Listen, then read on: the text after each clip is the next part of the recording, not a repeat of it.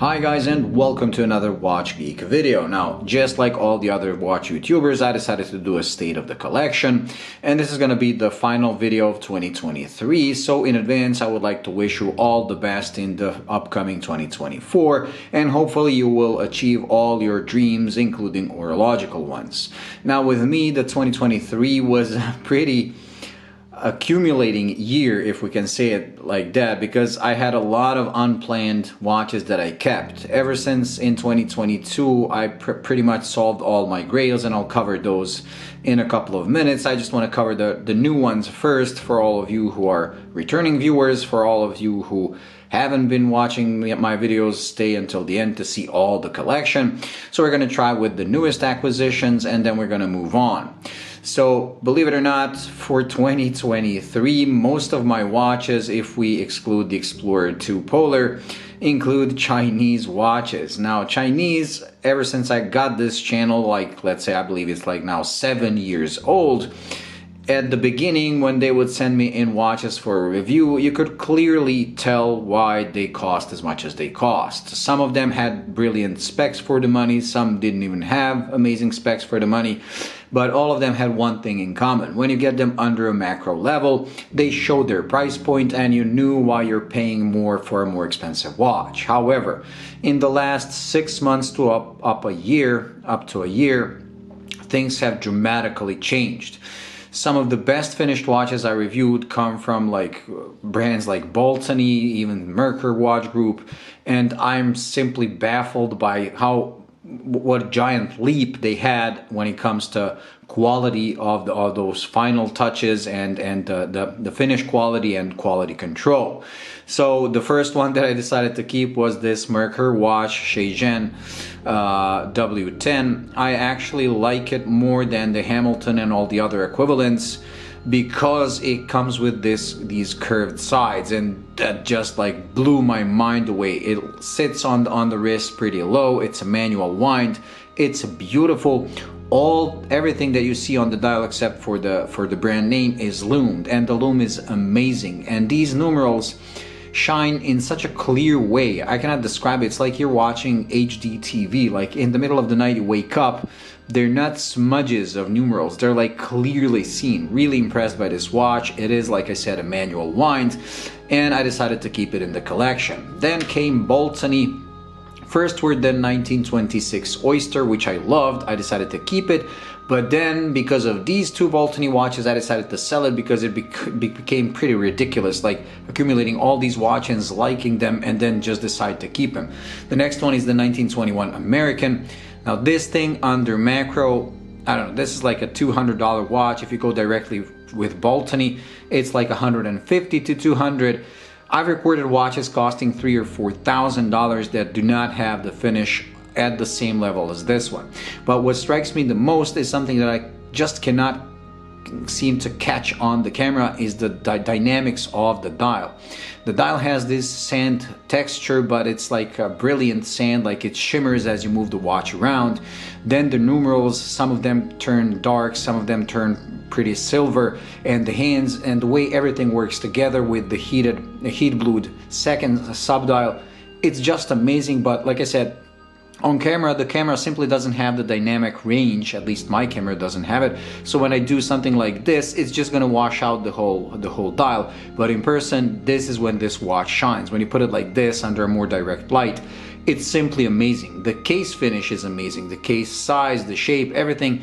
And they use hardened steel. Despite being all polished, I've worn it for like weeks and still haven't put a single hairline scratch on the watch, which is pretty amazing. The strap is also very nice. It's very high quality, but slightly too long for me, so I ordered a new shorter one to replace it. Then came the Pilot, and this watch is the one that you probably just watched the review this Wednesday, but that review has been recorded weeks in advance, so this has been on my wrist ever since I got it. I still haven't taken it off, and I just took it off now to record this video. I'm incredibly impressed by this watch. It has the wrist presence, but it's not comically large. It's just beautiful. It's one of the most legible watches I've ever seen because it's 42 millimeters, but everything is the dial, and they made like proportionally large numerals and hands. These are some of the largest hands I've ever seen on any watch, and largest numerals. This thing is visible no matter what you do with it. And the lume, despite being faux patina, meaning it's weaker than, let's say, Seiko lume or any other that's painted white, there's so much of it that no matter when I wake up in the middle of the night, even right before the morning, I just take one look at it and you can clearly see the time. It's amazing. And now we have one watch that still hasn't been featured on the channel. The review is coming up really soon. It's a vintage 1960s Zenith, and this is a full gold watch, something I never wanted before, but as you get older you kind of start seeing the appeal of gold. So this one is like a special occasion watch, and if you follow my channel you know I love these 60s watches. They're, to me, one of the most elegant, most beautiful watches ever made. I won't be talking a lot about this watch because the review is coming up. I'll just say that it is very, very nice and it's gorgeous. Okay, so that's it when it comes to these new ones, new acquisitions that I got recently. Now we're gonna cover the rest of the boxes in some kind of organized way, so stay tuned. Okay, so up next is my G-Shock or Casio box. So when it comes to Casios, you know these two. This is the first G-Shock I ever got. It's a DW5000 SL. It's been modified with a gold bezel and strap, and believe it or not, this has become my safe queen. Like, it's been with me for, I believe, 10 years or something, even more. And I destroyed the first bezel and strap because it was my go-to watch whenever things got rough. But ever since I got it on this new beautiful bezel and strap, I kind of retired it. So now this, next to like my gold watch, is something that I wear only in special occasions when I know that I'm not gonna damage it. I know it's a bit weird that, like, let's say my Submariner is my daily and I scratch it up and I'm keeping this cheap Casio, but it is a very special watch to me and still one of the most beautiful Casios ever made. It is a DW5000 SL, meaning that it's a screwback with a metal case and rubber over it. Like I said, one of my favorite Casios. Then I got the GW6900. This is still probably the best bang for buck watch you can get. Solar, atomic, world time. You have like world time and home time visible at the same time if you want. Easy to access button, and this is a favorite watch when it comes to my son. He's like a year and a half and he loves this watch because not only can he bang it around, but because he knows how to turn on the light because it's this big button, so he plays with this more than any other watch in my collection. Next we have my small solar watch that doesn't even have like a battery, a proper battery, it just has a capacitor. I always found it cool because of the solar panel that's exposed, and the time when everyone is trying to hide their watch's solar, like trying to mask the solar panels. This came out when it was so cool to be solar that he proudly showed it, and I loved it for it. Because it doesn't have like a proper battery but just a small capacitor, leave it in the dark for like 2 or 3 days, or I believe it's 7 days power reserve or something like that, it's gonna shut down and you have to reset it. But I love it because it's quirky and it's very light. It like disappears on your wrist. Next we have my childhood dream, the watch that I always looked in the windows of shops, and whenever I had like a free class or something like that at school, I would run to that shop and just admire this thing from afar. Never was able to afford it, now I can, so I got it finally, and it's never leaving my collection just because it's like, it brings that like nostalgic feeling about Casio. This was the first Casio I really fell in love with and that I like dreamed of having. And finally we have my GW N1000, which to me is like the easiest to use complicated G-Shock ever, and one of the most beautiful with this gold bezel. I'll probably be posting, I don't know if I posted the review of this already, but I will be. It's an amazing watch and I really love it. I love the way it sits on my wrist because even though it's very large, the strap goes straight down so it doesn't look ridiculous on my smallish wrist. One watch that you see missing is the Frogman, because I lost a lot of pounds and my wrist has gotten pretty small at 6.5. The Frogman that I had was simply too large. It was comical. It looked way bigger than this, even though on paper this is bigger. So sadly I did have to sell it, but you know me, I always have at least one Frogman in the collection. So one is gonna be coming in next year, so stay tuned for that. Okay, that's it when it comes to the G-Shocks. Let's move on. Okay, next we're gonna take a look at my Seiko box. Now these two you know from before, or should I say these three, these four, if you've been following my channel. This is the first Seiko I ever got. It started its life as an SNK 805, but I modified it with this Flieger styled dial, which actually comes from another Seiko 5. I ordered these hands from Yoboki's, and it's been modified. It was one of my watches next to my DW5000 that was worn the most. I did bash it quite a lot, so I replaced the crystal for a sapphire one. It doesn't get much wrist time anymore, but I do love it. And with all my watches, like sometimes I won't wear a watch for like a year or a year and a half, and then I take it out of the box and all of a sudden I fall in love again, and then I wear it for months. The same goes for this one. The SNX 111. It was like the classical Seiko 5, but slightly quirky compared to the more popular SNX or whatever it's called, that one with 77 or 779. This one is more special because it has like these hour markers that are like silver and facets, and then they have like black lines running across. That black line is like repeated on the hands. So it was, to me, more like slightly different than standard Seiko 5s, but still has that same DNA. I wore this a lot on straps, leather, nylon, but I always go back to this bracelet, which is like horrible when it comes to quality, but somehow it's just incredibly comfortable, and I love wearing it on it. Again, one of the watches that doesn't get a lot of wrist time anymore, but I'm sure it's gonna get its share very soon. These two are very special. The King Seiko 45, as you know, I've featured it on the channel. One of the most beautiful Seiko watches ever, captures the grammar of design perfectly. And this one comes with a high beat manual wind, but true high beat that beats at 36,000 BPH. And I got the exhibition case back for it, so that I can admire the movement. One of the most beautiful Seikos, one of the nicest when it comes to wear, but because it's in such a good condition, I only wear this one in special occasions. And the same goes for this Seiko Laurel. This is a precious metal Seiko made out of silver, 925 sterling silver, and gold. So this bezel is not gold plated, it's actual 18 karat gold. Comes with, I believe, a 4S movement or something like that. And this was actually like a test run before Seiko decided to re-release their Grand Seiko line. So this was them trying to learn back the higher end mechanical watchmaking, and then they started Grand Seiko. It's a beautifully made watch with heat blued hands, a unique dial, and it's probably the most European looking Seiko ever. I find it to be one of the most beautiful next to my King Seiko. And again, it's a watch that I wear only in special occasions, just because of the way it's made. It's a pretty delicate watch. The silver is so beautiful and has much like a warmer sheen when you polish it, and I do have those cloths. So when I want to wear it, I take out the cloth and just wipe it down, and it becomes like this shiny but warm shine, because as you can see, the silver oxidizes, so when it's in the box it becomes like it has this patina, it develops this patina. But like I said, you just wipe it off and it's shiny and beautiful. Okay, moving on.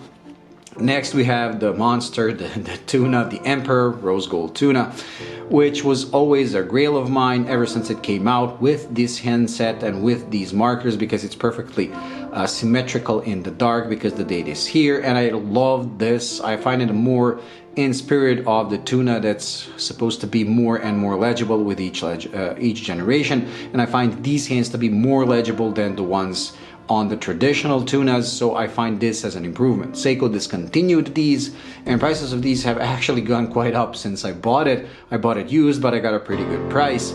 It is an amazing watch, but one that I only wear during summer for obvious reasons, because this cannot clear any type of cuff or sleeve. So in the winter, wearing this becomes like a nightmare. So this is my summer watch, and I absolutely adore it.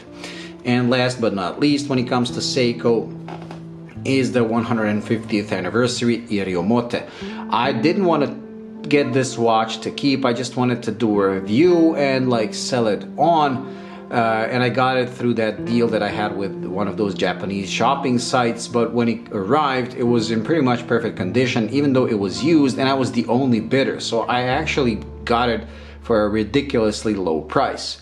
Once I did the review, once I saw it under macro, once I saw it in person, to me, still one of the most not one of the most beautiful Seiko dive watch ever made.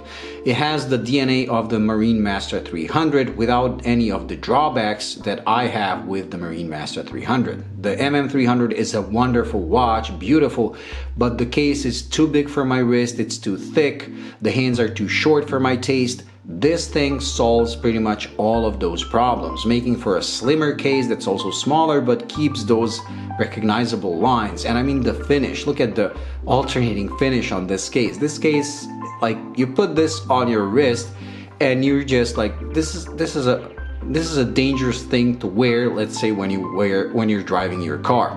I will see it on the wheel, and as I turn the wheel, the case starts shimmering and everything, and I'm not looking at the road again, I'm just like looking at the watch.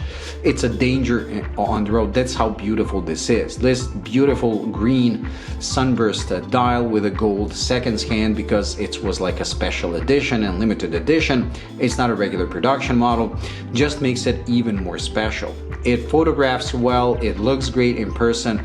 It's an amazing watch, one of the most beautiful I've ever seen, and definitely, like I said, the most beautiful Seiko dive watch ever. Okay, that's it when it comes to Seikos. Okay, so after Seiko, and before we move on to the premium box, as I like to call it, we'll just cover these two. I have the Amphibia, the Scuba Dude, and I have the Sturmansky 31659. The 31659 is a military issued watch, and this is one of those watches that showed me that, like, I'm never gonna probably sell any of these despite my plans of like reducing my collection. I haven't worn this one in like a year and a half, so I decided I'm gonna sell it. So I take it out of the box to like take photos of it, and I'm like, let me just put it on this strap so it looks better in photos. And by the time I finished taking photos of it, I fell in love with it again, and then I put it on my wrist, and it hasn't like left my wrist in like a month. So I returned it back into the box, decided not to sell it, I'm just gonna keep it. And that's the problem with all these watches. Like, I know there's way too many for me to wear, but I'll not wear some for like a year or 2 years, and then when I take them out, I fall in love again with them, and then I feel like exactly the way I felt when I first bought them, and that's why it's so hard to reduce the collection. I love this watch. I love the colors it used. Like, I have the Speedmaster. This is like the Soviet space watch. The Speedmaster is the US space watch. The Speedmaster is a beautiful watch, a classic and everything, but sometimes can feel a bit boring because of its black and white, pure like monochromatic color scheme. So when I want some color but I want a space watch or chronograph, I take out this and this one with its combination of colors that are actually functional, because as you can see, the chronograph hands are red while the main time hands are black. This just brings so much joy when I put it on, so it's not gonna leave my collection. And the Scuba Dude, it's been with me through hell and back. It's scratched up, the crystal is scratched up, the case is scratched up. I even had like corrosion develop a couple of times, but I solved that by like putting silicone grease on the crown tube. And the plans with this are to send it to my friend that does laser welding and refinishing of cases to put me like radial brushing on this case, but I never get the time to take it to him. So probably that's gonna be one of the things that I'm gonna do to this watch this year or next year. Anyways, that's it. So let's move on to the premium box. Okay, so this is the, like I said, the premium box where pretty much all my grails are. And this 1960s Doxa is here because this was a present from my wife that was then girlfriend. And as you can see, it has that 60s classical look that I love so much. It's timeless, I love it. Naturally, I only wear it in special occasions because it's a pretty fragile watch. It's chrome-plated brass, it comes with an acrylic crystal, it's serviced and everything, but I only wear it when we're going out or something like that. And then we come to these watches. Now, the reason I accumulated so many of those Chinese watches is because before that, I had like a plan of which watches I want to get, and they're pretty expensive. So any watch I got or bought or something, I did a review and then I flipped it because I had like a target in mind, like collecting money to buy one of those watches. The first one that I got, I believe, was the Reverso. An amazing watch. Like this thing, if it wasn't so polished and if I didn't feel so bad about destroying it, I would wear this every day. This puts a smile to my face every time when I wear it. It's just so beautiful, so perfectly proportionate. You have to see it in person to really appreciate just how beautiful this watch is. This one is the duo face, so naturally it comes with a second time zone on the back, but like 99% of the time I wear it on this side because I just prefer the way it looks. Then I got my Explorer 36. Wore it on the bracelet, never wanted to switch it to a strap. Then one day I got bored, I switched it to a strap and it transformed it for me. I've been wearing it way more since it's on a strap than when it was on the bracelet. It's a classic, it's timeless, it's one of those Rolexes where you can wear a Rolex without people knowing you wear a Rolex. That's why I bought it, because I kind of felt ashamed to buy myself a Rolex because of the things that people associate with it. Then I realized I really don't care what other people think. I just love the way a certain Rolex looks and I want it. And that's when I got my Submariner as a treat for reaching 100,000 subscribers. Because my son was born the same year this got delivered to me, this is now his watch, so I'm just like taking care of it, or should I say scratching it up for him, because this has been the most worn watch this 2023, and it really shows. It really is like more than everything. But I don't care because I never planned on selling it, and because my son is gonna like inherit it one day, it really doesn't matter. I'll just have it serviced and they're gonna fix all the scratches. Then I got the Speedmaster, like something that I always wanted, but the generation that was before this is the 3861. The generation before had those horrible T-shaped endings that increased the lug to 54. It was always too large for my wrist. People said put it on a strap. I didn't want to. I wanted a Speedmaster on a bracelet. So when Omega launched this one, they kind of fixed all the issues that I had with the previous generation. So putting my money where my mouth is, I went out and bought one at retail, like at an Omega store, because I wanted to reward them for finally answering all my prayers. Then like it wasn't worn that much in 2023 because of the Submariner, but then like a couple of weeks ago, well, more like a couple of months ago, I did again, based on the Explorer. I decided to try it on a strap, and it's been on my wrist until that Bolony came in. That's when I took it off. I absolutely love it on a strap. I understand why people love it so much and why it is a strap monster. However, the bracelet itself is one of the best bracelets ever. It's way more comfortable than my Submariner bracelet because it has small links that are fully articulating. You have that narrow taper, that large taper to a very narrow clasp, which helps in like moving your wrist around. The bracelet is one of the best I've ever had, but on a strap, this thing is just like I said, it's a strap monster. It becomes lighter, it becomes even more toolish. It's just beautiful. And last but not least, we have the Polar Explorer. So another grail of mine, and this was actually the very first Rolex I actually fell in love with. But by the time like I saved up for one, and that was when these were like trading for, I believe, $3,000, something like that, $2,500 to $3,000, $2,500 to $3,000. But by the time I saved up for it, it like blew up in price. It was way out of my league. And then when I started collecting all of those, this was a bit of an unplanned purchase because the prices dropped significantly this year, 2023.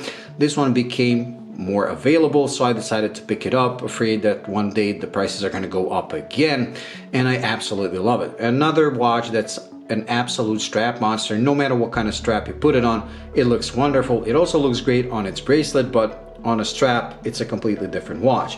One of the most wearable Rolexes ever, and one that has me questioning whether or not to get a 5-digit Submariner or a 5-digit GMT.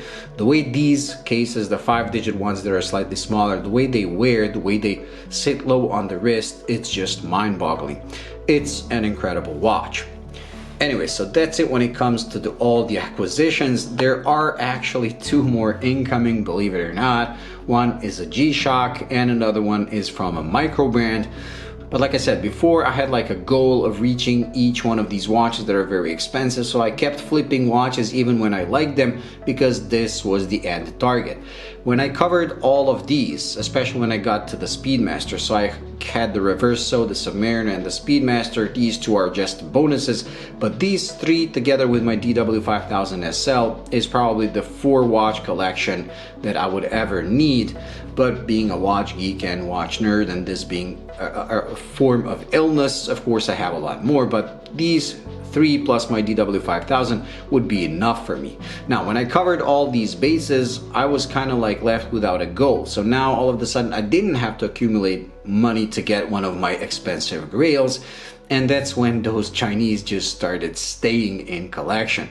And I actually like it because it brought back fun into the collecting, because all of these are very valuable. I mean, the Submariner, yes, it took quite a beating, but when it comes to all of these others, I am kind of aware when I wear them not to wear them when I'm doing something rough, because I don't want to damage them too much, blah, blah, blah. Submariner not, that one is really like, it's pretty much living the life that my DW5000 SL used to live before it got retired and worn in special occasions, which is kind of funny. Like, you have a Submariner as a daily beater and a G-Shock as a safe queen, which is the reverse of what most people do. But anyways, I'm glad I got all of these. I hope you all get all your grails, because now this is again becoming fun. That's why, like, I like that Bolony 1921. That watch is just stunning in person. That Bronze Pilot, stunning in person. Now I can enjoy those watches because I don't have to force myself to sell them to acquire any of these, because I got my dream watch collection, and everything else after that is just pure fun. Anyways, that is it when it comes to this state of the collection. As you can see, I collect quite a lot of, like, there isn't a single type, brand, country of origin or type of a watch that I collect. I collect only what I like. So if I like a look of a certain watch, the brand, the heritage, the quality, finish quality, those are all bonuses. If I don't like the look of the watch and I buy it because of the specs and everything or brand, I know that sooner or later I'm gonna sell it and I'm gonna regret that buying decision. Because if you're not in love with the watch, if you don't love the look of it, if you don't love looking at it at your wrist, all those things are gonna like wear out over time and you're gonna end up selling it. So that's why I buy only what I like the look of, and everything else might be a bonus. That's why my collection is so, someone would say, messy and has pretty much everything in it, because I like a certain watch like the Sturmansky. I love the look of that watch and I got it. The military history and everything is very cool, but if I didn't like the look of it, it would never be in my collection. And that's what I have as an advice for you. Fall in love with the watch. Don't fall in love with the hype, brand, or something like that. I hate brand loyalists.